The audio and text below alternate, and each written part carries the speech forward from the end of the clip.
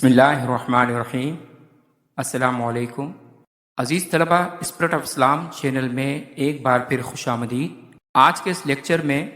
Sindh board کی 9th class کی اسلامیات کے لیکچرز کے سلسلے میں آج ہم باب اول کے حصہ بے کے سبق منتخب آیات کا ترجمہ و تشریح کے سلسلے میں سورۃ النساء کی آیت نمبر 10 کا ترجمہ، مشکل الفاظ کے معنی اور آیت کی تشریح کو سمجھیں گے۔ اس سے پہلے کہ سبق کا آغاز کریں، اگر آپ نے اب تک ہمارا channel spirit of Islam subscribe نہیں کیا تو چینل کو سبسکرائب کر لیجئے اور ساتھ لگے بیل آئیکن کو بھی دبا لیجئے تاکہ آپ کو آئندہ بھی اس طرح کے مزید لیکچرز ملتے رہیں۔ آیت کریمہ کی تلاوت کر لیتے ہیں اور اس کے ترجمے کو سمجھ لیتے ہیں۔ ان الذین یأکلون اموال الیتامی ظلما، جو لوگ یتیموں کا مال ناجائز طور پر کھاتے ہیں، انما یأکلون فی بطونہم نارا، وہ اپنے پیٹ میں آگ بھرتے ہیں، وسیصلون سعیرا،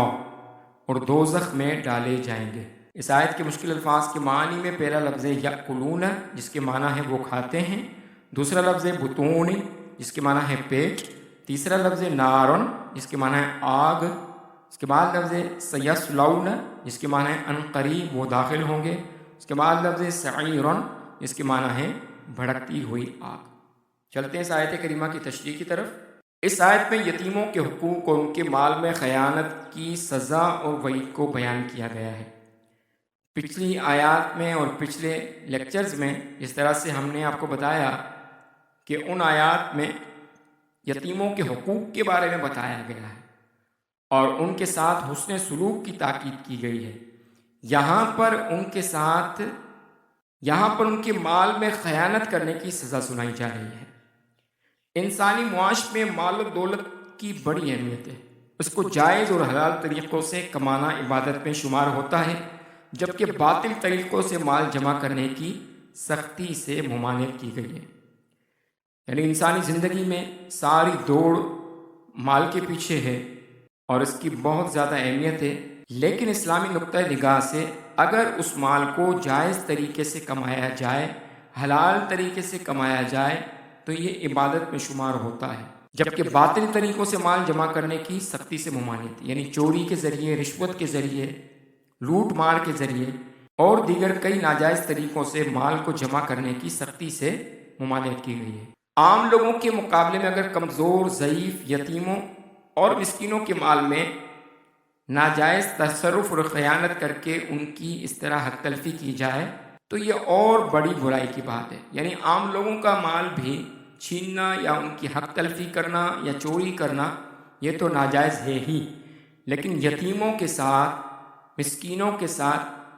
ان کے مال میں خیانت کرنے کی بہت زیادہ سختی سے ممانعت ہے اور اس کو بہت زیادہ ناپسند کیا گیا ہے۔ چنانچہ اللہ تعالیٰ نے یتیموں کے مال کو ظلم کے طور پر ناحق طریقے سے ہتھیانے اور ناجائز استعمال کرنے والوں کے لیے فرمایا کہ وہ جو کچھ اس طرح کھاتے ہیں گویا وہ اپنے پیٹ کے اندر جہنم کی آگ جھونک رہے ہیں اور ان کے لیے آخرت کے جھلسانے والی آگ الگ سے تیار ہے۔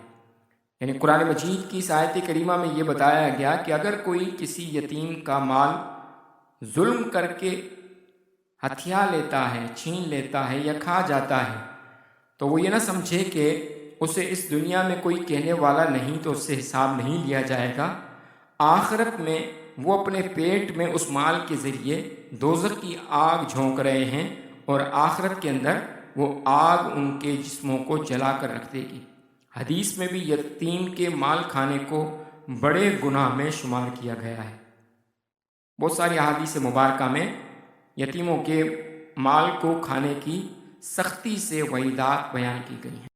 عزیز طلبہ، امید ہے کہ آپ کو آج کا لیکچر پسند آیا ہوگا۔ اگر آپ کو لیکچر پسند آیا تو چینل کو سبسکرائب کر لیجئے اور بیل آئیکن کو بھی دبا لیجئے تاکہ آپ کو آئندہ بھی اس طرح کے مزید لیکچرز ملتے رہیں۔ ملتے ہیں اگلے لیکچر میں، تب تک والسلام علیکم ورحمۃ اللہ وبرکاتہ۔